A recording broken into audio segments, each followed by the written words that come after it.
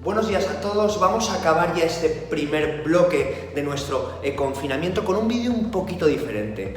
Digo un poquito diferente porque lo que vamos a hacer en este vídeo es repasar los principales contenidos teóricos que entran de cara a la selectividad. Veréis, durante el primer trimestre del curso, cuando vimos los temas 1 a 4, dedicamos muchísimo tiempo a ver cosas de contabilidad, a ver cómo se hacía un libro diario, a ver cómo se hacía un libro mayor. Teníamos estos ejercicios larguísimos de contabilidad en donde hacíamos el ciclo contable entero de arriba abajo. Pues bien, de cara a la selectividad, eso nos va a servir para poder entender y para poder habernos preparado muy bien para una serie de cosas, pero no entra directamente. Lo que vamos a ver en este vídeo son los contenidos evaluables de cara a la selectividad de carácter más teórico. En los vídeos anteriores tenéis el contenido práctico, cómo hacer un balance de situación, cómo hacer una cuenta de resultados, y lo que vamos a hacer ahora es, cogiendo el documento que cuelga la Generalitat de los contenidos evaluables, que son estos 6 contenidos que tenéis aquí en la pizarra, vamos a ir desgranándolos y resumiéndolos poco a poco para hacer un buen resumen de la teoría que entra en selectividad de los temas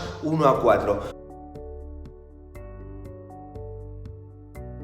Comencemos por el primero de los puntos que la selectividad nos propone como contenido evaluable de cara a este examen que estamos preparando. Y es el punto en donde se hace referencia a la contabilidad como concepto y como objetivos. La contabilidad como concepto simplemente es saber que es una ciencia económica que estudia el patrimonio empresarial de forma estática y dinámica, es decir, yo estudio un balance de situación en un momento dado, sé analizarlo y decir qué le pasa a la empresa, cómo está la empresa en ese momento, y también de forma dinámica. De forma dinámica simplemente significa que puedo coger ese balance y compararlo con el mismo balance del año anterior y ver cómo la empresa ha ido evolucionando de un año para otro. Pero donde me quería parar un poco más son con los objetivos de la contabilidad. Y es que cuando me pregunten por los objetivos de la contabilidad, rápidamente me han de venir a la cabeza 2 conceptos. El primero de ellos, la contabilidad tiene como objetivo reflejar la imagen fiel de la empresa. Yo hago un balance de situación para reflejar la situación patrimonial de la empresa. Yo hago una cuenta de resultados para reflejar lo que en un año la empresa ha conseguido con su actividad económica. Y así con todos los documentos contables. El primer objetivo es reflejar la imagen fiel. ¿Y para qué quiero yo reflejar la imagen fiel de la empresa? Pues evidentemente para que yo, por ejemplo, accionista de la empresa, pueda tomar decisiones basadas en algo real, en algo concreto que me permita poder reducir al máximo el poder equivocarme. Es decir, primer objetivo, reflejar la imagen fiel de la empresa. ¿Para qué? Para que pueda tomar decisiones. ¿Quién ha de tomar decisiones? Pues principalmente los directivos y los accionistas de la empresa. ¿Eso significa que la contabilidad de la empresa solo está dirigida a directivos y accionistas? No. La contabilidad de la empresa está dirigida a un concepto que se llama los grupos de interés. Los grupos de interés son todas aquellas personas que de algún modo les puede interesar tener información de la empresa. Por supuesto directivos, por supuesto accionistas, pero en estos grupos de interés, stakeholders también se llaman, entran pues los trabajadores, entran los proveedores, entran mis clientes, todas las personas que rodean a la empresa y les puede ser de utilidad el conocer la situación de esta, son usuarios de la contabilidad. Bien, en cuanto al segundo punto, que sería el punto del patrimonio empresarial, masas y submasas patrimoniales, cómo está formado el balance de situación y la cuenta de resultados, hemos dicho que nos lo saltaremos porque está en vídeos anteriores. Simplemente quería recordar una cosa en este vídeo que es más teórico, y es que cuando tenemos un balance de situación y todos sabemos ya y todos entendemos perfectamente que el activo es igual al pasivo, que todo lo que tengo invertido es igual a todas las fuentes de financiación de donde he sacado el dinero para esas inversiones, tienen unos nombres que hemos de conocer. Y esos nombres los recuerdo ahora. El activo se le conoce también como la estructura económica de la empresa y al pasivo se le conoce también como la estructura financiera de la empresa.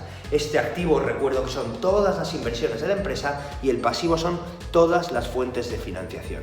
Dentro del activo sabemos que está el no corriente y el corriente, no entraremos ahora a explicarlos, y dentro del pasivo sabemos que está el pasivo no exigible, el patrimonio neto, que también se le conoce como fondos propios o recursos propios, y el pasivo exigible, que es el pasivo no corriente, exigible a largo plazo, corriente, exigible a corto plazo.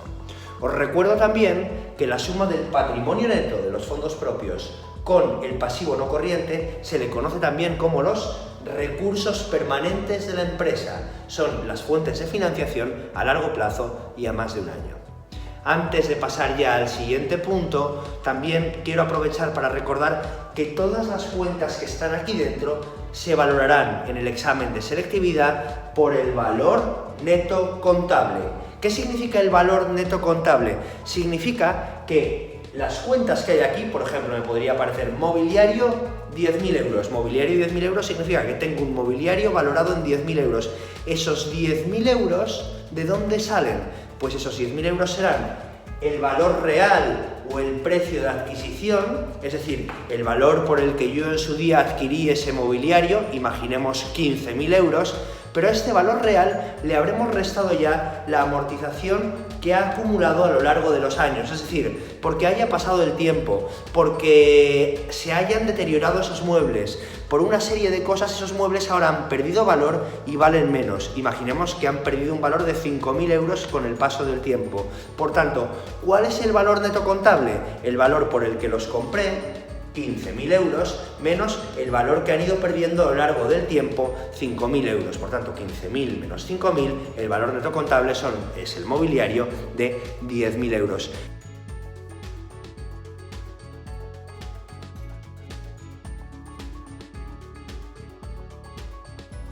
Pasamos ahora al tercer concepto, que es el concepto de la partida doble. El concepto de la partida doble lo que me explica es que cualquier hecho contable que ocurra en mi empresa, como mínimo, va a afectar a dos cosas. Y por eso se le llama la partida doble, aunque fijaos que he dicho como mínimo. Lo explico con un ejemplo. Imaginemos que yo compro una maquinaria y la pago al contado hoy en mi empresa. Eso es un hecho contable, comprar una maquinaria al contado. ¿Qué dos cosas ocurrirán en mi empresa? En primer lugar, que tendré una maquinaria más en mi empresa y por tanto aumentará mi inmovilizado material, mi activo no corriente. Por un lado, se verá aumentado mi activo no corriente. Pero por otro lado, esa maquinaria la he pagado al contado. Tendré menos dinero en mi cuenta corriente, tendré menos dinero en el disponible de la empresa y por tanto, aunque tenga más maquinaria, por otro lado, tengo menos dinero en el banco. Esto es la partida doble. Un solo hecho contable, compra de una maquinaria al contado, tiene una partida, más maquinaria y una contrapartida, menos dinero en el banco. Después de haber explicado el concepto de la partida doble, nos quedaría por explicar ahora cómo funcionan las cuentas. El funcionamiento de las cuentas no lo suelen preguntar de forma práctica en selectividad, del mismo modo que hemos visto nosotros en clase con todos los ejercicios que hemos visto, pero alguna vez se ha colado alguna preguntilla teórica corta o alguna pregunta tipo test sobre cómo funcionan las cuentas y cómo afectan hechos contables al funcionamiento de las cuentas, y por eso ahora vamos a explicarlo en unos minutos.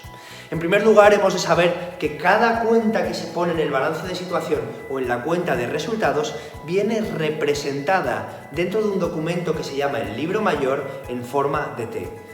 Por eso representaremos aquí estos 5 tipos de cuenta. Aquí pondremos las cuentas de activo con una T, las cuentas de pasivo con una T, las cuentas de neto con una T, las cuentas de ingresos y las cuentas de gasto.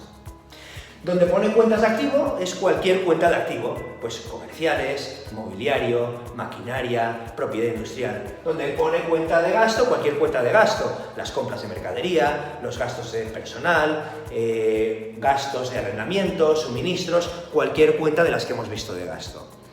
¿Cómo funcionan estas cuentas? Pues bien, a la parte izquierda de las cuentas las hemos llamado el debe. Y las hemos llamado el debe porque nos da la gana, no porque sea lo que yo debo, sino porque nos da la gana. Le podríamos haber llamado Pepito, Jaimito, Juanito, pero le hemos decidido llamar el debe y todos les llamamos el debe. Y a la parte derecha les llamamos el haber. Lo mismo, les podríamos haber llamado de otra forma, pero lo hemos decidido llamar el debe y el haber. Y en todas las cuentas la parte izquierda es el debe y la parte derecha es el haber. Y en todas cuentas, todo lo que yo escriba en el debe se le llama cargar. y todo lo que yo escriba en el haber se le llama abonar, de tal forma que cuando apunto en el debe estoy cargando y cuando apunto en el haber estoy abonando. La sistematización contable lo que me dice es que las cuentas de activo, cuando tienen un aumento, es decir, una cuenta de activo, el banco, la cuenta corriente que tengo en el banco, cuando entra dinero en mi banco, yo lo anotaré siempre en el debe. Cargaré la cuenta. Sin embargo, cuando expresen una disminución, cuando yo haga un pago y mi banco tenga menos dinero, se apuntará siempre en el haber. Le haré un abono. De modo contrario, ocurre en las cuentas de pasivo y en las cuentas de neto, en donde los aumentos de estas cuentas se apuntarán en el haber y las disminuciones de estas cuentas se apuntarán en el debe. De tal forma que cuando yo pido un préstamo al banco, tengo una deuda con el banco, aumenta mi deuda con esta entidad financiera, lo apuntaré en el haber. Cuando yo devuelva dentro de un año esta deuda, disminuirá mi deuda con el banco y esa disminución de esa cuenta de pasivo la apuntaré en el debe.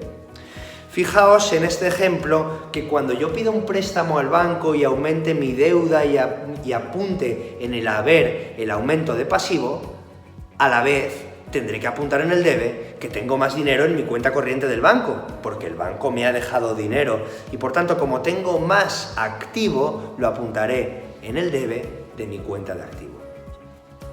Fijaos que las cuentas de neto reflejan sus aumentos en el haber y sus disminuciones en el debe. Y fijaos que la cuenta de resultados es una cuenta que va siempre en el patrimonio neto de la empresa. Por eso diremos que todo ingreso se anota siempre en el haber. Porque todo ingreso aumenta siempre mi patrimonio neto. Y todo gasto se anota siempre en el debe, porque todo gasto disminuye siempre mi patrimonio neto.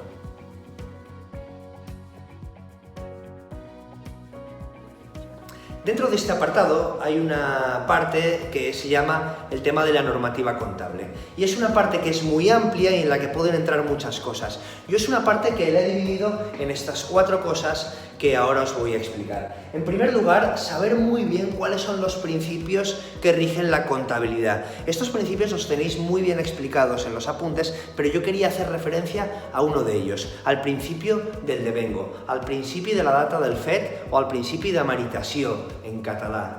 El principio del devengo lo que nos dice es que la contabilidad ha de hacer referencia a la corriente real y no a la corriente monetaria. ¿Qué significa esto? Significa que cuando yo, por ejemplo, realizo una compra, en el mismo momento en que realizo la compra, independientemente de que yo pague la compra ahora o la pague dentro de 90 días, en este mismo momento es cuando se ha realizado el hecho contable y cuando yo imputo en la contabilidad esta compra, este hecho contable. Es decir, los hechos contables se atienden a la corriente real y no a la corriente monetaria. Y por eso es tan diferente lo que nos indica la cuenta de resultados que lo que tenemos en la caja de la empresa. Y por eso nosotros podemos tener una facturación de miles de millones de euros y tener problemas de liquidez, porque quizás esos miles de millones de euros que hemos facturado, que hemos vendido, todavía no los hemos cobrado.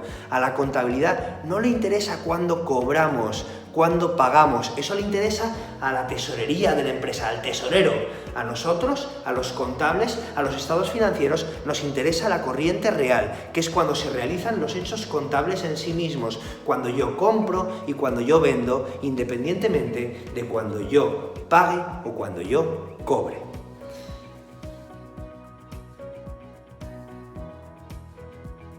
En segundo lugar, tenemos un tema más teórico de la legislación mercantil, que también lo tenéis en los apuntes y que no me voy a parar a explicar ahora. Es todo el tema de cuáles son los principales documentos que rigen la legislación mercantil aquí en España, cuáles son los libros de contabilidad que son obligatorios en España. Sabéis que al final son casi todos, menos el libro mayor, que no es obligatorio, etcétera.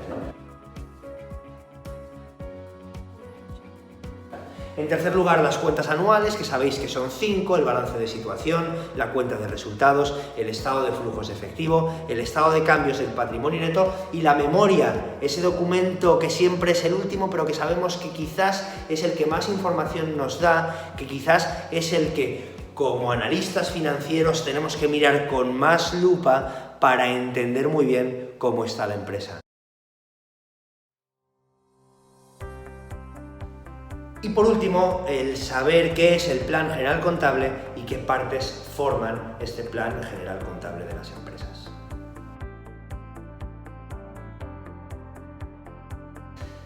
Y pasamos ahora al ciclo contable. Del ciclo contable hemos de conocer qué es el ciclo contable y cuáles son las fases que lo componen. En cuanto a qué es el ciclo contable, pues sabemos que es el periodo de tiempo que transcurre en un año, del 1 de enero al 31 de diciembre, en donde la empresa de forma sistemática va anotando todos los hechos contables que ocurren en la empresa. Eso es el ciclo contable y tiene una serie de fases. La primera fase es el asiento de apertura, en donde yo comenzaré a abrir mis libros de contabilidad. ¿Cómo? Abriendo cada una de las cuentas de activo y anotándolas en el debe, y cada una de las cuentas de pasivo y anotándolas en el haber, abriendo una cuenta por cada uno de los elementos patrimoniales que ya existen en mi empresa. Una vez he abierto las cuentas, una vez he pasado ya el asiento de apertura, empezaría a apuntar todo lo que ocurre en mi empresa día a día en el libro diario con los asientos que hemos visto durante el primer trimestre. A la vez que yo día a día apunto lo que ocurre en mi empresa en el libro diario con los asientos, yo voy apuntando lo que ocurre con cada uno de mis elementos patrimoniales, con cada una de mis cuentas en el libro mayor. Y va pasando el año, yo voy apuntando en el libro diario todo lo que ocurre día a día en mi empresa, voy apuntando en el libro mayor, que no es obligatorio, todas las cuentas que tengo y todo lo que ocurre con cada una de mis cuentas. Y, en tercer lugar, pasamos a la tercera fase del ciclo contable, en donde trimestralmente, es decir, 4 veces al año, yo tendré que hacer el balance de comprobación de sumas y de saldos, que no es más que una especie de resumen de mi libro mayor. Yo pondré todas mis cuentas, una detrás de otra, y en cada una de mis cuentas indicaré cuál es la suma del debe, cuál es la suma del haber, y si esa cuenta tiene un saldo deudor o un saldo acreedor. Evidentemente, al final, todas las sumas del debe han de coincidir con todas las sumas del haber, y evidentemente todas las sumas de los saldos deudores han de coincidir con todas las sumas de los saldos acreedores. Y si no coincide, es que me he equivocado al pasar algún elemento del libro mayor al libro diario, y ese es el otro objetivo de este balance de comprobación, el comprobar que todo lo que he apuntado en el libro diario lo he pasado correctamente al libro mayor y viceversa. Llega el 31 de diciembre a mi empresa y hay cosas que tengo que corregir. Es lo que se llaman los asientos de corrección o asientos de regularización. Vamos a ver principalmente dos, en donde selectividad solo nos indica que hemos de conocerlos conceptualmente. El asiento de corrección de existencias lo que me va a explicar es que yo durante el año he tenido una serie de movimiento en mi inventario que no ha sido reflejado en mi balance de situación. Y las existencias que me indica mi balance de situación no son correctas y he de corregirlas. Ese es el asiento de regularización de existencias. Y aquí es donde entraría todo aquel lío que vimos de la diferencia entre un consumo y una compra, todo aquel lío que vimos en la variación de existencias de por qué es un gasto y esto es un ingreso, etcétera, etcétera, que ahora no nos pararemos a explicar. Después he de corregir el inmovilizado. Claro, el inmovilizado, mis inversiones, ha pasado el tiempo, se han ido desgastando, las he ido usando, han salido inversiones nuevas que han hecho que las mías ahora valgan menos y por tanto he de imputarles una pérdida de valor. Esa pérdida de valor que imputo por el paso del tiempo, porque ha pasado un año, es lo que se conoce como la amortización y es el siguiente paso de mi ciclo contable. Una vez he regularizado las existencias y he corregido el valor de mi inmovilizado, estoy en condiciones ya de imputar el impuesto de sociedades, de regularizar el resultado y por tanto acabar mi año cerrando el ejercicio, cerrando las cuentas, haciendo el asiento de clausura, en donde si bien decíamos que el asiento de apertura era todas mis cuentas de activo en el debe y mis cuentas de pasivo en el haber, pues el asiento de clausura lo que se trata es de cerrar todas mis cuentas y por tanto lo haré al revés. Todas mis cuentas de activo irán al haber y todas mis cuentas de pasivo irán al debe. Bien, y para acabar, porque os prometo que ya estamos acabando, este vídeo quizás es más denso, que es más durillo, porque es teoría y es todo más espeso y complicado, vamos a acabar con el concepto de la auditoría. Y habitualmente cuando nos hablan de auditoría, nos están hablando de auditoría financiera, o también conocida como auditoría de cuentas. La auditoría financiera o la auditoría de cuentas es esa verificación contable, es ese comprobar que lo que aparece en la contabilidad de mi empresa es un reflejo de la imagen fiel, de la imagen real de la empresa. Es decir, la contabilidad ha de reflejar lo que hay en la realidad, y para eso se auditan financieramente las empresas, para comprobar que las cuentas anuales reflejen la imagen fiel. Cuando nos preguntamos ¿por qué se hace una auditoría? Pues evidentemente se hace para emitir una opinión, porque el auditor es un experto que nos dirá su opinión de cómo está nuestra empresa. Se hacen también para velar porque la contabilidad se haga en todos sitios de la misma forma, de forma uniforme, pero sobre todo se hace para comprobar, para verificar que las cuentas responden a la imagen fiel de la empresa. Ahora bien, no toda auditoría es una auditoría financiera. También puede existir un tipo de auditoría que es la auditoría operativa. La auditoría operativa no va a revisar las cuentas de la empresa, las cuentas anuales, los estados financieros. La auditoría operativa va a revisar mis procedimientos y los va a analizar a fondo para que yo intente sacar el máximo partido de ellos y aprovecharlos para que sean procedimientos que los realice de la forma más eficaz y eficiente posible. Cuando analizo las cuentas de la empresa, los estados financieros es una auditoría financiera. Cuando analizo los procedimientos para provocar que sean más eficientes, más eficaces, estoy hablando de una auditoría operativa. Por último, ¿cuándo he de hacer yo una auditoría de cuentas, una auditoría financiera?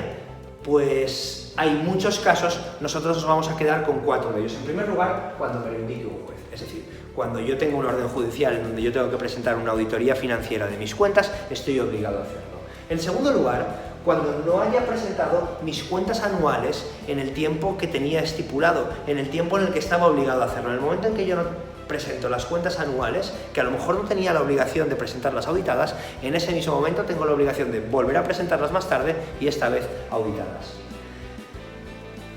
5%. ¿Ese 5% por qué lo pongo? Porque cuando el 5% de mi accionariado me pide que audite las cuentas, tengo la obligación de hacerlo. Y por último, evidentemente, cuando mi empresa cotiza en bolsa, la cotización en bolsa de una empresa me obliga a que mis cuentas sean públicas y estén auditadas.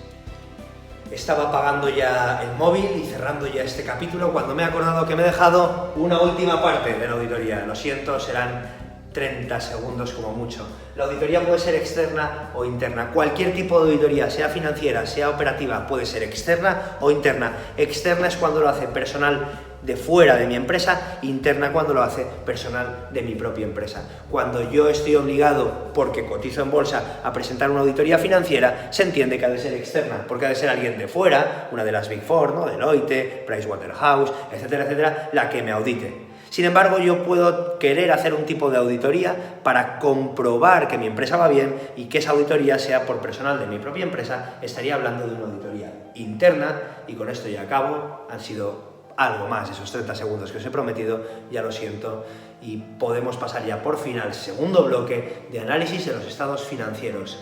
Venga, ánimo chavales, que cada vez queda menos ya.